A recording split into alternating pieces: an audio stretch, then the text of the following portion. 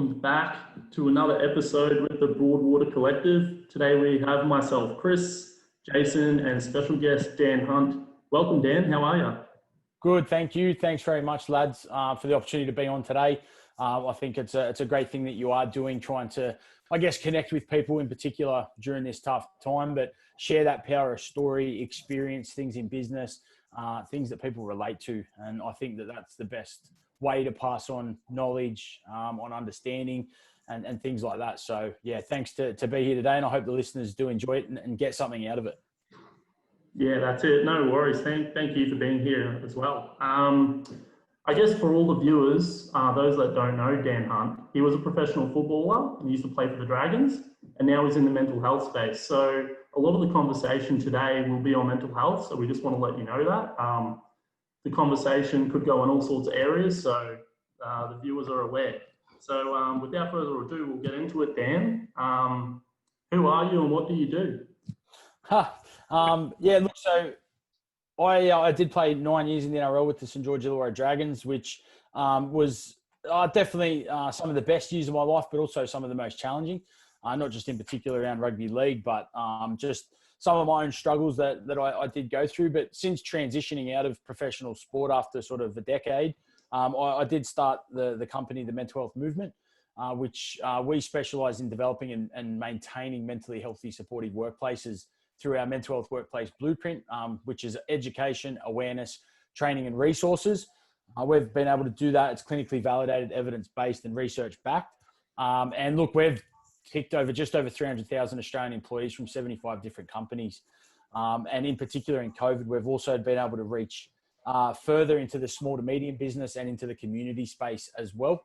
Because obviously communities and small to medium business have been absolutely hammered during COVID. But I guess for myself, how did I get into the mental health space? Well, for myself, look, I didn't have the best upbringing, in particular around domestic violence, physical violence, and a lot of the things that went on growing up would come back and affect me in my adult years in ways I couldn't imagine. But I was taught by my old man and society, I guess, but mainly from the household I grew up in, which was to get on with it, get over it and harden up.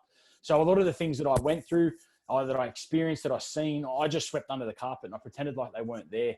And look, they obviously were still affecting me, but I had no self-awareness. I had no level of education or understanding around it. So I just suffered in silence. And one of the things that in particular as us blokes, we put on the brave face, oh yeah, I'll be right. Like it'll be sweet. And I convinced myself and everyone else that I was okay. But really underneath that mask, I was struggling, but there's no chance I was letting anyone else know that. In particular, in that footy environment, it's very, I guess, it is a male-dominated environment. And there was 30 other men testing yourself physically, mentally, emotionally every single day.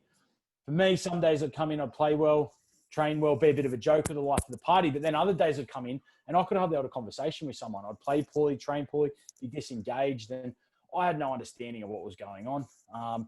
So, look, what happened, though, in 2010, I had a season-ending knee Achilles injury. I ruptured my Achilles tendon.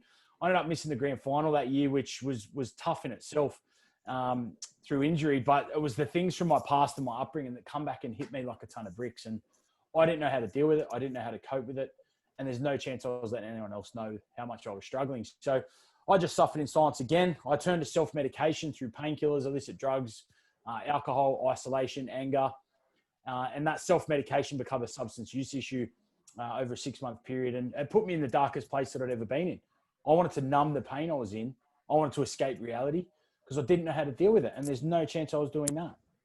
A lot of that was from the stigma, the stereotype, the judgment, the misunderstanding. And for me, it got me to the point where I almost wasn't here. So I was very lucky, though, that I had some support networks around me in my partner, who's my wife now, in Wayne Bennett, and in my mum, that got me to the point of realizing that it was okay to struggle, but it was also okay to seek support. You can't force someone to seek support or make a change. And for me, I was so reluctant to seek that support because I didn't think I needed it. I didn't think that that's what a man did. So again, I just kept trying to do it on my own. And that's what I thought being resilient was. But obviously them being there and I got to the point where I realized I was in a bad place and I did need some support. And that come down to those conversations I had with those people. And that's why our slogan at the Mental Health Movement is starting the conversation, because you don't necessarily know what someone is going through.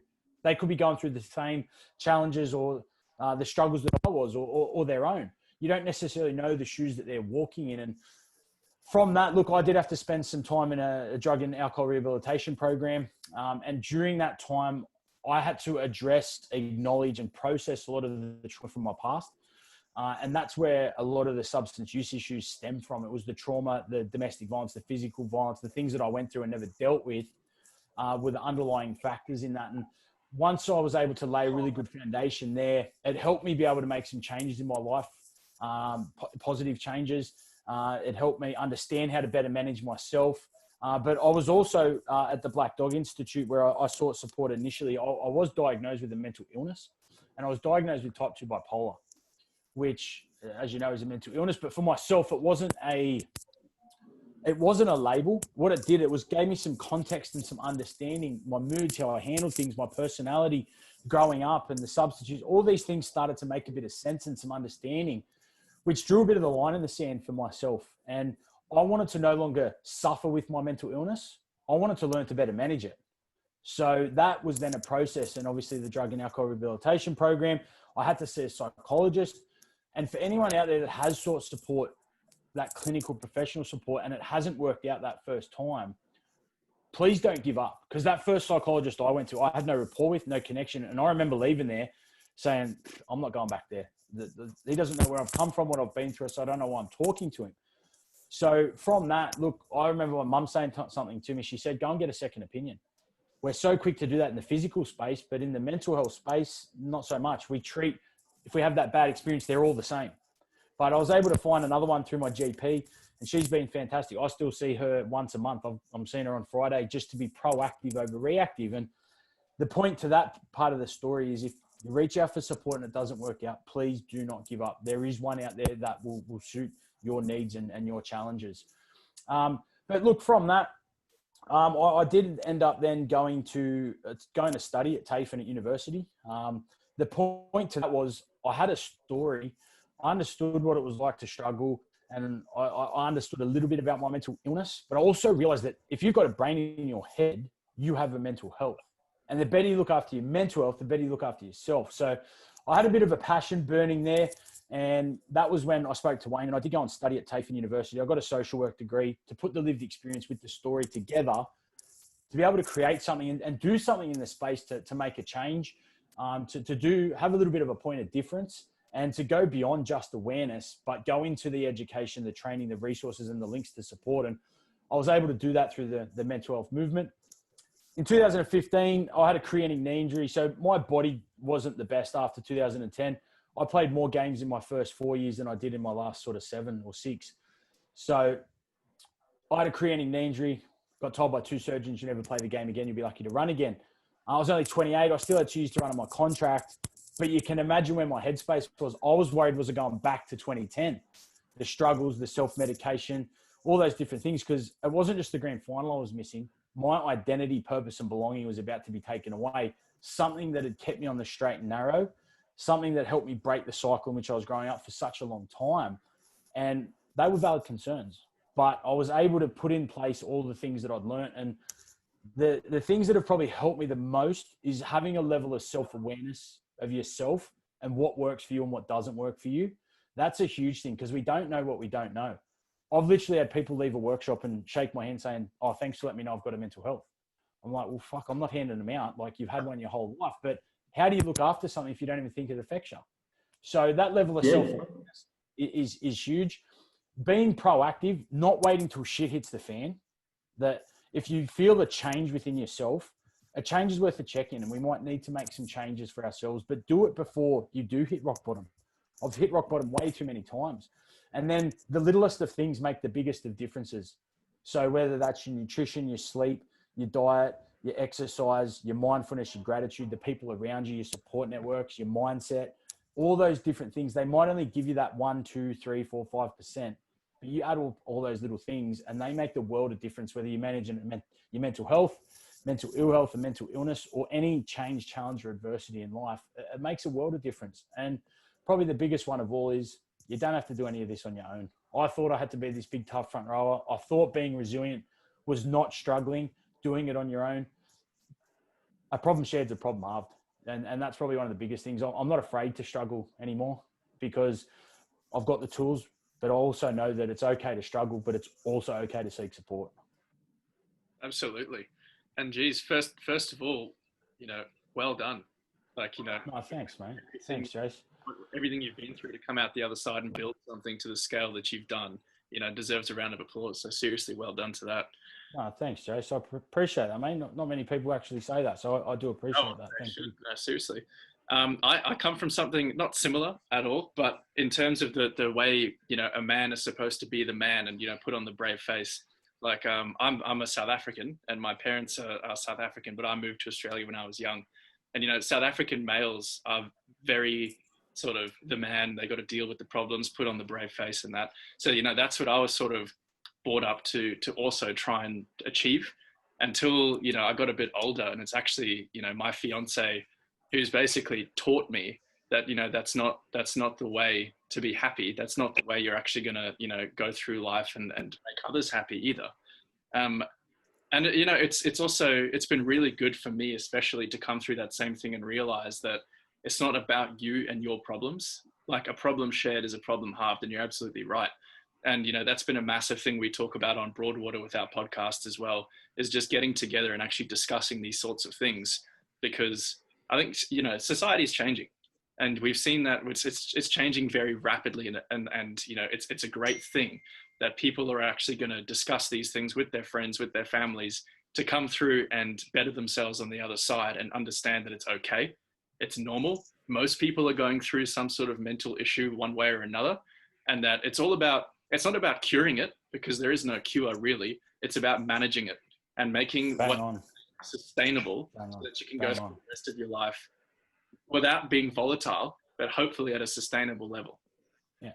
So, and it's about, the word homeostasis, but it's about your baseline is going to change and we're going to go through the ebbs and flows, but it's about trying to get back to that baseline as best as possible. And you couldn't have put it any better. I love that you said it's not about trying to cure it or fix it or solve it.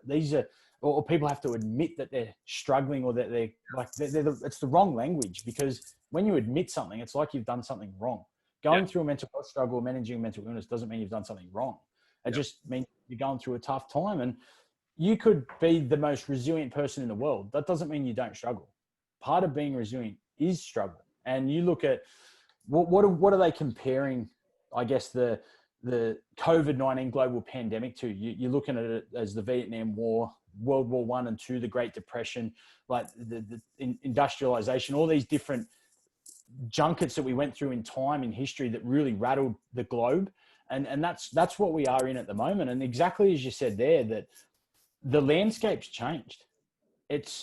We're on a new landscape, but the funny thing is, and you're a product of your environment, and it's probably, you can't blame your parents, that they were a product of their environment and no different to mine.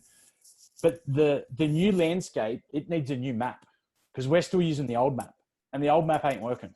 Yeah. We're getting lost. So we kind of need that new map for that new landscape. And you sound like you know your shit, because you stole the words right out of my mouth. It's so true. Yeah. I think you've nailed it there. We need a new map. There's something fundamentally missing in today's society. It's like technology has allowed us to almost take this exponential leap where it's happened so quickly, we actually forgot to write in certain pieces of the map. the user guide. We forgot to put the user guide in place with it. Yeah. And we've discussed this before, where we think technology is like when you first discovered fire. At first we realized, you can cook meat with it, and you can do this, or you could burn someone with it. And we've used technology at the start. It was great. Then it was used to burn somebody in terms of online bullying and all this sort of thing.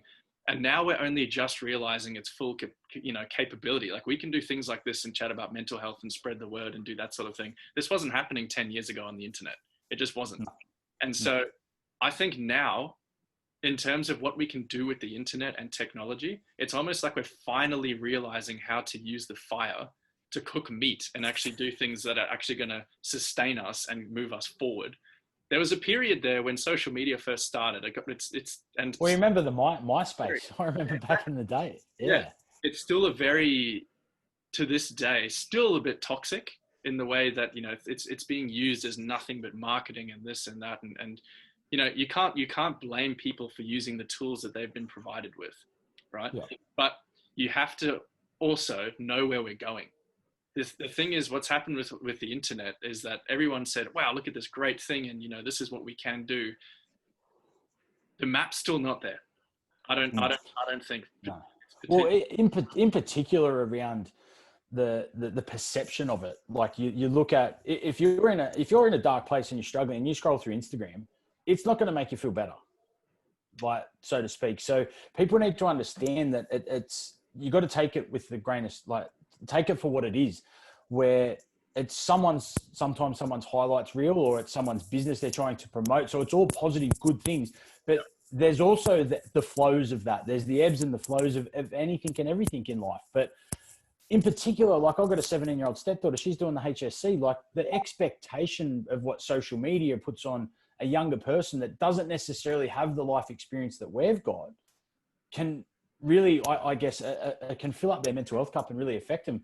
And it's not like the parents have had a crash course user guide on how to use it. Like, you look at the Social Dilemma film. Have you watched that on Netflix? Like, they didn't even know what they were doing. They knew they were doing it. It got too big and they were like, well, sorry, we can't. It's too late. I'm saying they sort of just went, oh, well, let's just see what happens. And then this is sort of what it is. Well, your analogy, man, light the fire. Next minute, it's a bushfire. Like, man, you need to share that with as many people as you can, that analogy. I'm a big metaphor man, so I love that. That's brilliant. Yeah. It's one of many we come up with here. But you also, you nailed it before when you said, you know, there's something fundamentally in society right now, and mental health is something I wasn't taught at school. It's not something I was taught at when I went to university. It's not something I was taught even as I went into the workforce.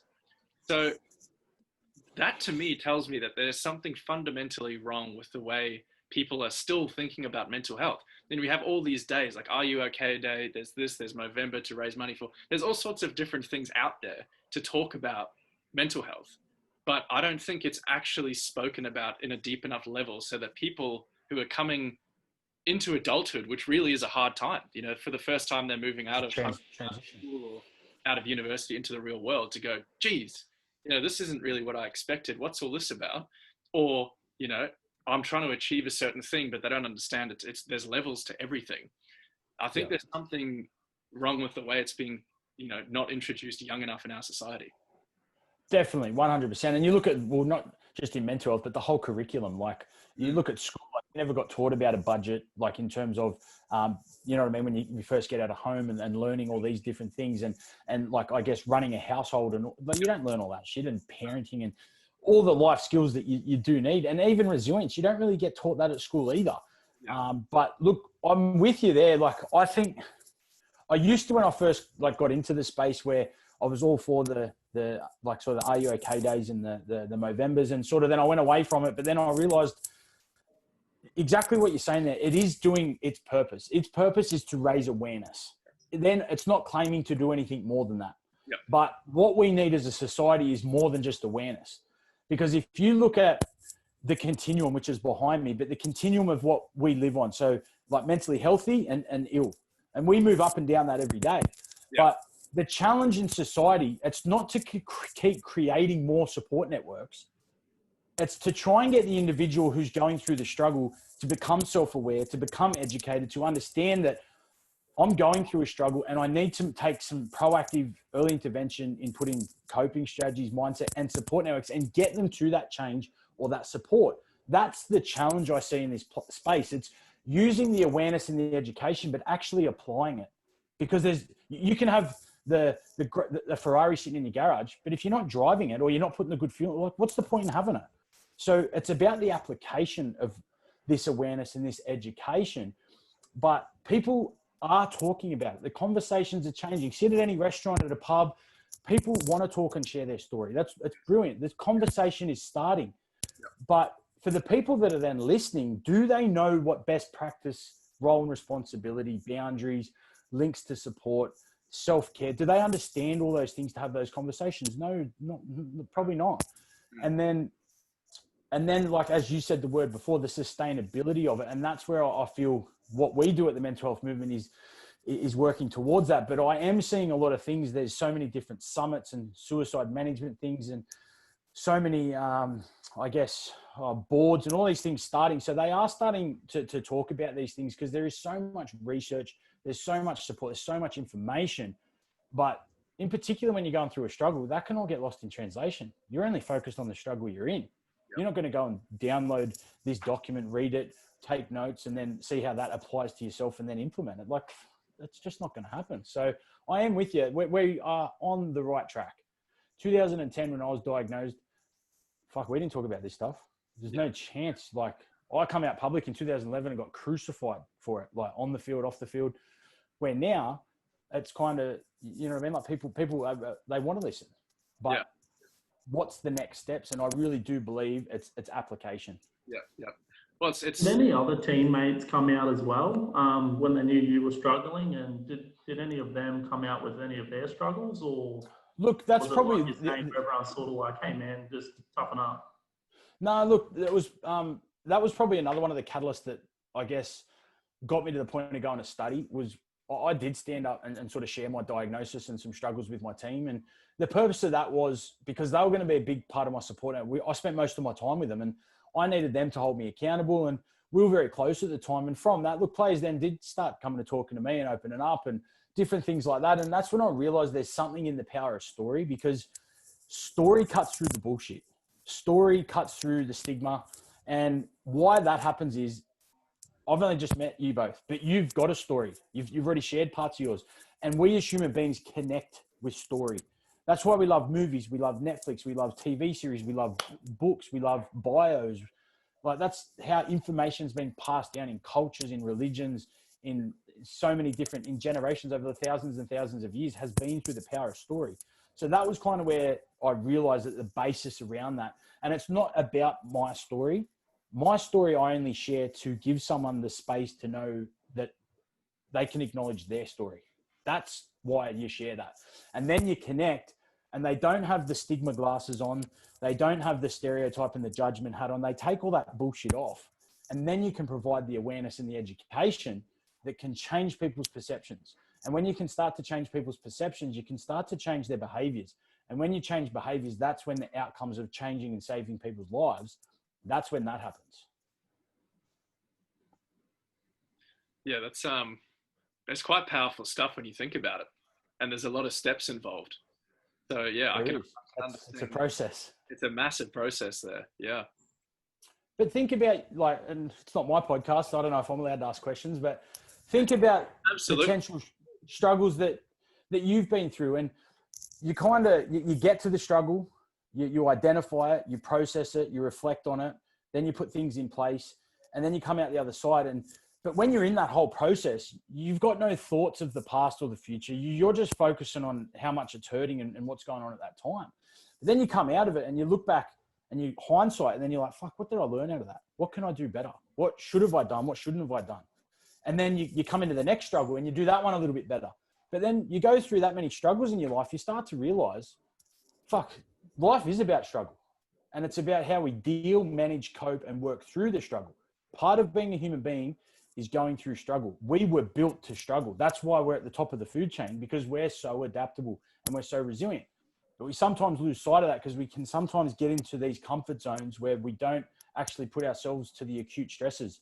Yeah. We start to suffer from the chronic ones, where the acute ones relieve the chronic ones. But that's a whole nother rabbit hole. Yeah, it's an interesting one though, because like we've spoken about this before, where, you know, humans have gotten to this point where, you know, so long as you've got a little bit of money to survive, things have become quite easy. We don't need to go and fight for our food. We don't need to go and gather our food. We don't need to do all the things that for millions of years we've done. And when you think about, you know, the last 100 or 200 years in terms of the timeline of how long we've been around, it's a very, very, very small percentage of time. Exactly. Yeah. So it's almost like the whole fire analogy again. It's just like humans have just gotten to this point so quickly, so quickly that, you know, some people have gotten to the comfort zone where they don't even have to leave their house to do anything. You can order Uber Eats. You can connect with people online. You can game. You can have virtual reality. You can do whatever you want. So it's like the whole struggle. Swipe right relationships these days. That's right. So the whole struggle point of humanity is definitely the boundaries are getting smaller and smaller and smaller, which is probably why we are living in a society where people are dealing with a lot more mental problems than they were in the past, maybe. Okay, I don't know that definitively what people 100 years ago were going through versus what some other people are going through in the world today with COVID. I mean, we're in Australia right now. We're in a very lucky place compared to the rest of the world at this point in time. But yeah, you talk about, humans are made to struggle, and I absolutely agree with that. It's just interesting to see how we've evolved so quickly, and then how that's going to affect people's mental health. Well, you look at the stimulus, right? The human brain is not supposed to process as much information as it does on a daily basis. Yes. So you look at when you go to a coffee shop and you order a coffee, what's the first thing you do after you've paid and you stand in line waiting for your coffee? Jump on your phone. Pull your phone out. If you're sitting on the train and you look around, remember there's an old pit, I've seen a post, and in the 30s or the 40s, everyone had the newspapers up, reading the newspaper. Now everyone's on that. But if we think of something, we go straight to it. There's no time for our brain to decompress and relax. There's no time for us to just be present. If it's not that, it's something else. If it's not that, it's something else. Next minute, you've gone through about 15 pages on Instagram and you're like, fuck, where do I even start? What am I doing? And then you get out of it. And then 2 minutes later, you're back into it.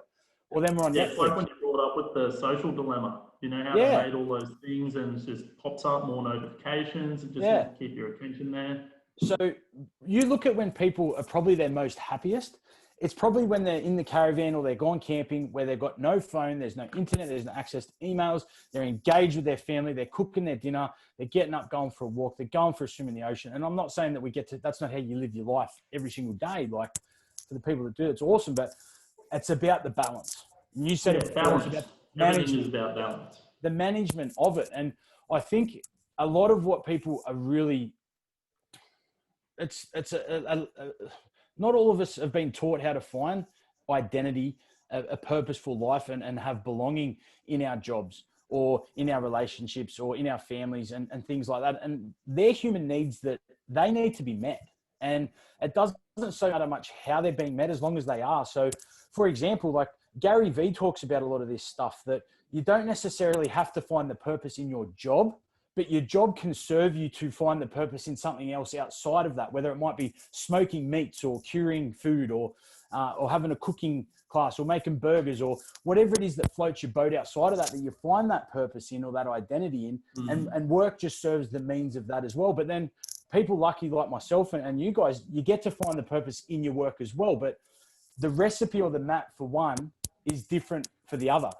But I'm not sure, I don't know if you've read this book, The Tools of Titans by Tim Ferriss. Yeah, I've read that one. That's a good book. And he talks about all the CEOs, the entrepreneurs, the athletes. And it's not about that's how you do it. It's what can you take from that and put into your life. And that's the beauty of it. That's why I see a psychologist. That's why I say yes to anyone that asks to do a podcast or catch up for a phone call or do anything like that. I always say yes, because I've got so much respect and time for people trying to have a crack, trying to help other people, and trying to be the best version of themselves. And like, it's just, I just think I don't know. Yeah, just like that book, Tools of Titans, I feel like a lot of people go searching for this ideal way of being, but I think it's what works for you. So like you said, you pick out those few things that work for you, not necessarily reading all the books, trying to live the life of, the specific people. It's, hey, pick out what works for you, pick out what gets in your flow, and then do that. Yeah. I think Gary Vee goes on a lot about this too, about, society's expectations and where you are at certain stages in your life. And he's pretty much just like, fuck it, you do you. Yeah. The other thing, I learned this from my psychologist, and I think you were saying this a little bit before around expectation, but when I was first diagnosed, I went in and I was seeing the psychologist, and I was like, okay, I've been diagnosed. I've got to get my shit together. I've got to do this. I've got to do this. I've got to get back on the field. I've got to be tough again. And it was a question she asked me. She goes, what are you running towards? Like, what's the rush? And I was like, well, I don't know, isn't that just what we're supposed to do? We've got to have a shit together. We've got to be perfect. And she's like, there's no finish line. There's no such thing as perfect. Perfect's just someone's perception. She goes, if you finish footy, you're going to transition into the next stage of your life. If you break down in that relationship, you'll find another relationship. If you go through this struggle, you'll come through that, and then you'll face another. She goes, there's no finish line. So what are you running towards? What's all this expectation and pressure you're putting on yourself? She said it's a process. Whether it's managing your mental health, whether it's managing your mental illness, managing yourself, managing a business, a family, it's a process. It's ebbs and flows. It's good times, bad times. And when she told me that, it kind of took a lot of the expectation that I was putting on myself. It's not that you throw it out the window and go, oh, I don't give a shit. That's not the point of what I'm saying. But understanding that it is a process. Like you look at, I was talking to another guy I did a podcast with just before this one, and he was talking about his clients, and they say they want to retire when they're 60. And he's like, yep, awesome. So he's a bit of a business coach, puts the plan in place. And he said he'll shake hands with them when they get to 60. And he said within 90 days, they're coming back to him saying, look, I don't need to get as much money out of my super or this or that because I actually want to go back and do some consulting. We have fed this dream or this reality that we work to our 65, whatever year it is, and then we go and sip pina coladas on the beach.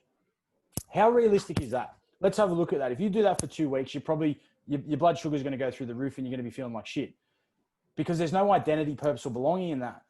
Whether you're retired or whatever transition in your life, I believe that there's some real foundational aspects around values, mission, vision, purpose, identity, sort of principles, morals, all those things, and trying to do that to the best of your ability. That's where you find the meaning in yourself. Trying to be a better version of yourself every single day and only comparing yourself to who you were yesterday, not to who you were 10 years ago, not to Joe Blow down the road or Joe Blow that you work with. I really do believe that. And that's something that I try and live my life by now is when you do good, you feel good. When you do bad, you feel bad. So I try and do more good than bad. So yeah, how are you guys going down in Sydney? You reckon that you've grown quite a bit during COVID and you're expanding? Yeah. So kind of overnight, literally, I think I had my last away trip was like really late February or early March. And our commercial director, she sort of sent some stuff out around COVID. And I remember because we were that busy. Like I didn't have time to watch news I just wasn't up to speed with it. And I said, oh, is all this like, cause you see on social media, like, oh, it's or whatever it was. And then I just said, look, is this something that we need to consider and take serious? She goes, yeah, the world's going to go into lockdown in the next couple of weeks. So we addressed it as a business internally, made sure we're doing everything right, looking after our people. And then it was obviously you've got to have the decision when the lockdown did happen.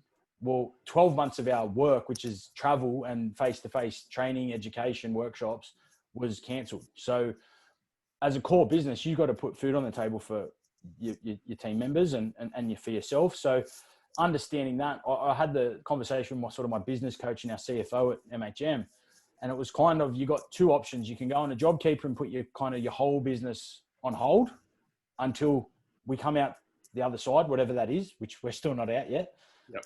Or if you believe in what you're doing, it's not going to be a cost. It's going to be an investment if you believe in your service, in your offering, in your people, in what you're doing. So I didn't really need much time to think about that. The decision was pretty easy from there. And then once we made that decision that we're doubling down and investing in ourselves, in our people, in our service, in our offerings to help as many people that are going to need it more than ever, we then looked at, well, how do we adapt what we do to reach people and get the same interaction, engagement, outcomes, everything, the goals, the objectives that we're reaching, but just in a different way.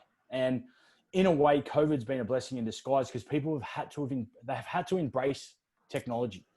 And you talk about the landscape. Well, the landscape has changed. And if you don't embrace technology, I'm not going to say you're going to get left behind, but there's a new way of operating, the blended way. And that process, I believe that there's good things in that because you can, one, reach more people, two, it's more cost effective.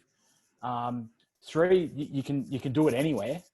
And there's something in that. As long as you've got the best practice support infrastructure, in particular what we do, and the links to those supports and the follow-up and all those different things, look, we're getting just as, if not more, engagement and interaction in our workshops and training courses, believe it or not. Wow. It's like the screens put a protective layer over Yep. people so they feel more comfortable. Like, we obviously share the power of story, and for a lot of our clients, we've already done the face-to-face, so we've got that rapport built already. So it's kind of been a pretty good transition, to be honest with you. And so we've got full-time facilitators. We've got 2 of our clinical people. We've got a clinical psychologist and a suicidologist psychotherapist. We've got a project specialist who looks after all. We're just about to launch our MHM Digital Academy. So that's an online platform that you can pretty much get our whole blueprint anywhere, anytime in the palm of your hand. Jeez, okay. Through our technology partner, Go One. We've got a new full-time administrative training coordinator. Who else have we got? We've got 2 other admin people behind the scenes, and we've got about 3 or 4 other contractor facilitators and speakers as well. So, and Dr. Alicia McGregor, she just started from the University of Wollongong. So she does all our research and development to make sure what we're doing is best practice. So it's going gangbusters. Yeah. So it's a proper setup. It's no joke what you got. Proper setup. Yeah. Yeah. That's yeah. Really and we just don't go out and share a story and then go home. It's all, yeah. it's the real. Yeah, exactly. Not that there's anything wrong with that. There's nothing wrong with that whatsoever. But yeah. like what we're talking about before, the behavioural change, the application, yeah. there is more to that. Yeah. And what's your opinion on, working from home? I know there's so many positives to it, but there's also negatives because, people might feel more isolated. It might affect their mental health. What do you think's the overall, so just how do you think it's going to affect people working from home for the next 5 years, for example? Well, the latest research that's come out says that 1 in 2 people are feeling isolated. Obviously, no shit. Yeah. And then that 75% of the Australian population is now drinking more. Mm. And I think it's a higher percentage of the population that are feeling an added level of stress and anxiety through isolation, disconnection, working from home, relationships, all those contributing factors. So it's and then relationship breakdowns have increased. Domestic violence has increased. Kids' helpline calls went up 25%, I think, in the first week when the pubs and clubs were shut. So if you look at working from home is a good thing if it's managed well. And some of the things that I've heard from clients we've worked with, they have their setup at their desk, and they actually, when they go on their lunch breaks, they put a sheet over the whole desk so you can't check the computer or anything like that. Or they pack it all up into a box and put it under the lounge so that they're still having that structure and routine as what your 9 to 5 or whatever your work hours do. So the other thing as well is people are more productive working from home because they feel there's a level of expectation that they have to work harder because they're at home. And it's like, well, if I don't, then I'm going to have to come back to work. So, yeah. And look, it's a bit of a vicious cycle because all of this is on top of everything else that we go through. The relationships, the family, the work, the stress, the isolation, the grief, the loss, the early life experiences, the illness, the physical illness, all those different things that we already go through. There's a whole nother added layer on top of that. So I think there is a lot of people out there that usually manage themselves really well and now going through those mental health struggles, and they've never been there because they've never been in a global pandemic, and they don't necessarily have had the tools to be able to manage it. Whereas I've found a lot of people that have been through some big struggles in their life, they're really flourishing during these times because they've kind of been there and done that in a different way. Yep. So it's again, that new landscape, old map kind of mentality. And do you think, as we know, going to the people going through the struggle now for the first time because of the whole working from home or COVID or anything, do you think like in your life, you need some sort of struggle to be able to build that foundation? And if this is people's first struggle, it's a pretty big one. So yeah, but I mean, like you said, to go through that struggle and build that foundation is good for a person. But what do you think about people having to go through this struggle as their first struggle, if that makes sense? It's definitely not dipping your toe in, is it? No. You're jumping straight in the deep end. Yeah. And you look at me, and like my sister's a school teacher, and she's got 2 young boys, and trying to teach at home, from home, on a platform she's never really used, with 2 boys as well, while her husband was away working, like he's a builder, like, man, and she struggles with her mental health. And it was just something that it just rattled her. Like, it just come in and pulled the carpet out from underneath her. It's not easy. And I really want to acknowledge that for the people out there that are working from home and it has changed their work environment. But then you throw into it, for a lot of people at home, it might be a struggle at home, and coming into work is your safe haven. So you don't have that anymore. And you don't necessarily have that face-to-face contact with the fellow workers. So Beyond Blue just released some research that approximately 43% of Australians going through a mental health struggle, their first point of contact of the people they reach out to is a fellow worker. Because you spend so much time together, you've got the rapport, you're usually going through the same things and you feel comfortable. I'm not saying that you can't reach out to someone as we are right now, but it's just different. And if you're not used to it, these conversations they're not easy to have, but it's definitely added a whole nother layer on top of everything else that we're already going through. And you know, like anything, you go down a rabbit hole of negative thinking, of negative self-talk, of negative mindset, of comparison and expectation and fear, guilt and uncertainty. And man, it compounds. As much as the positive coping strategies compound, so do the contributing factors. And that's why, look, some of the things that I've seen is, and look, one thing for me that my psychologist is big on, when I start to get anxious, when I start to try and control things and overthink and the negative self-talk starts, that's my form of anxiety, or they're some of the triggers or the signs and symptoms to know for me, I've got to press pause and I've got to take a step back and just decompress. You don't have to fix or solve or do anything. You just got to have a look at it from a bird's eye view. How are you traveling? Where's your mental health at? Have you been implementing your self-care? Have you been talking to your support networks? Have you been drinking too much? How's your sleep been? How's work? Like, where are you at? And do that with the non-judgmental hat on. And if you've got to do that talking to someone else, so be it. And then it's kind of like, okay, well, I've identified these are some of the challenges or the things that have changed. And then it's about, well, what can I put in place? And then you build a bit of a plan around that and keep it very simple. And then it's about press and pause again, press and play and moving forward and action and that. But if we don't have that, man, we can fall down a very, very steep hill. And I know that better than anyone through self-medication and substance use. Man, yeah. It's amazing what you can do when you, like, just as what you said there, when you take yourself out and you look down on your life from a third party perspective and just go, I'm realizing these things. Oh, no wonder I'm feeling this way. Look at this, and this. 100%. You can't identify it when you're in the moment because you're just too caught up in what's going on. It's only when you. But we can identify it in everyone else that it's around us, though, can't we? So that's why we're able to sort of press pause and look at ourselves and go, oh, look what I'm doing, because we do it to everybody else every single day, whether it's in a positive way or a negative way. We're looking at other people and what they're doing and go, oh, of course they're reacting like that, or they're angry or they're happy, because look at their lives and what they're doing. If people can just every now and then just come up and rise above themselves and look down and just do that to themselves, it solves so many mental issues because you can see it so clearly and you're not so caught up in it. But that's I think a lot of people find that hard to do, though. Well, they do, because one of the biggest comments I've had from people is about, like through COVID, is spending time with themselves. And that time with themselves, they're like, oh, I've never spent so much time by myself before. And they're worried about it. And I'm like, why are you worried about that? Get to know yourself a bit more. You know, take that third person perspective. Yeah. It's brilliant that you say that. And it's kind of like when you look at cognitive behavioral therapy, for example, like it's one of the techniques that you learn if you do any type of counseling or psychotherapy, so to speak. And like one of the 101 techniques of that is obviously it's reframing. So it's about looking at what's happened or what is happening. And then it's like, or what has happened, and how can you reframe and look at that in a different way? Because if you're not happy with the current outcomes that you're getting or your current reality, you have to shift your perception. And if you shift your perception or the way in which you see, look, process things, you're going to be able to change or at least better manage the reality that you're in. But if you have that fixed mindset and it's negative, it's toxic, it's judgmental, and there's not that catalyst or that stimulus or that bit of self-awareness or something, like we can chug along like that for 10, 15, 20 years. And that's the power of that self-awareness. We don't know what we don't know.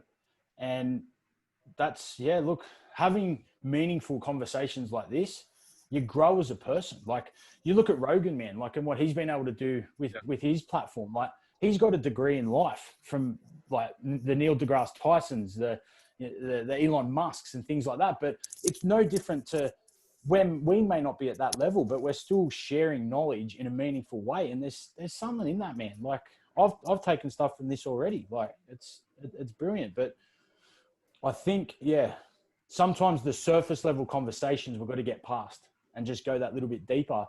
And well, the human brain releases oxytocin, dopamine, and serotonin when we connect with someone on a meaningful level. So what does that say? Do more of that. Exactly right. Yeah, I think that's one of the things we noticed with Broadwater. Like I know Jason's noticed it a lot this year too.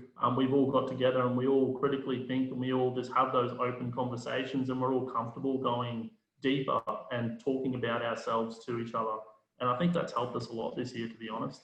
Brilliant. And how good's that? But you're not getting judged or thrown back in your face like, oh, you're an idiot. Like, it's just like, oh yeah, man, I probably don't agree with that, but fuck, I can see where you're coming from. It's It's a constructive platform because it opens yourself up to a way of thinking that you weren't exposed to before, but it also allows you to modify somebody else's thoughts based on what you're doing. So it's all about sitting together collectively and discussing things. No one, like you said, no one's judging you. No one's throwing it back in your face. It's all about having a constructive conversation. And if someone has an opposing point of view, great, let's talk about it. No one's here to get angry or win. It's not a competition. It's all about expanding one's mind and expanding it in a positive way. So everything we try and talk about is always in a positive way. But let's have a look at a lot of people's perceptions and I guess ideologies and things like that. A lot of that comes from conditioning. And they've never been exposed to anything else. And it's been ingrained into their neural pathways. Yep. But that doesn't mean it's right.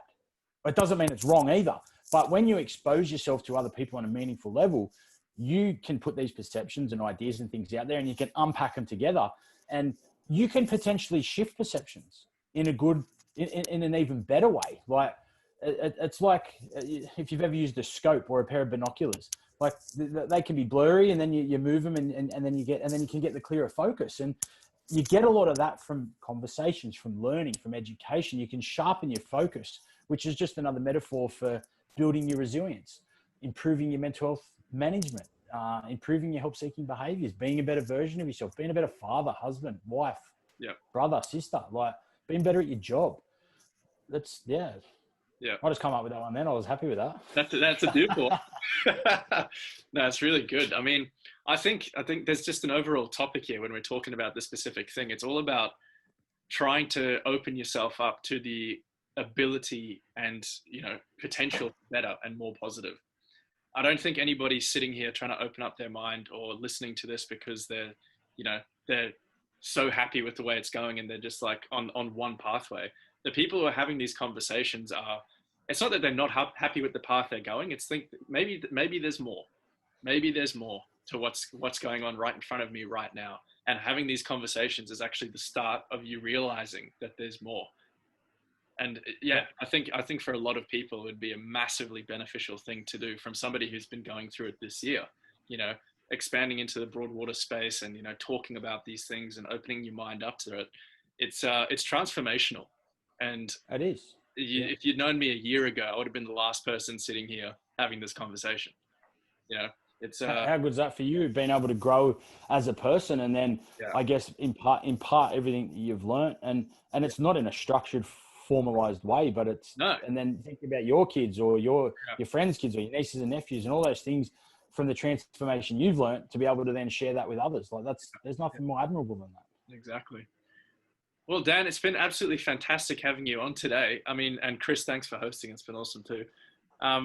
Is there anything you want to leave the listeners with and the viewers with today? If there's one thing you can just say, this is your point, and you want to end with it, what would it be? Look, I think in the context of the landscape that we're in and to add the icing on the cake of everything that we just spoke about, it's not anything profound or anything of the such. It's if you're looking at yourself and today you might have started to ask yourself some different questions or level of self-awareness or anything like that. But if you've noticed a change within yourself in what you're usually like, so how you usually think, act and feel, or if you've noticed a change in what someone around you's like, how they usually act and feel and talk about and things like that, their baseline. If you've noticed a change a change is worth a check-in, because it might be a shit day. It might be a bad meeting. It might be something small, but it might be something big. And no matter how big or small, a change is worth a check-in, and starting that conversation, it can literally change and save someone's life. Like, you talk about transformation, expanding your mind. It starts with a conversation, and where that can lead to, that can be your line in the sand. That can be the start of your mental health journey, as mine was when I did go and seek that support. So that's probably, yeah. Fantastic. Awesome. Yeah. Chris, is there anything else you want to add before we wrap this up? Mate, I think the conversation's been very good today. And Dan, thank you so much for coming on the podcast. Wherever everyone is today, I hope you're having a good day, and I hope you took something out of this, because I know I took a lot out of this. Stay positive and talk to your mates. Ask your mate how they're going. That's it. I appreciate it, guys. Thanks so much. And if anyone wanted anything further, you can jump on our social media. You can jump on our website, and look, there's a whole support network toolbox resource on our website that covers everything as well. Look, if you are in crisis, please ring 13 11 14 Lifeline. They save and change people's lives. But thank you so much for the both of you for having me on.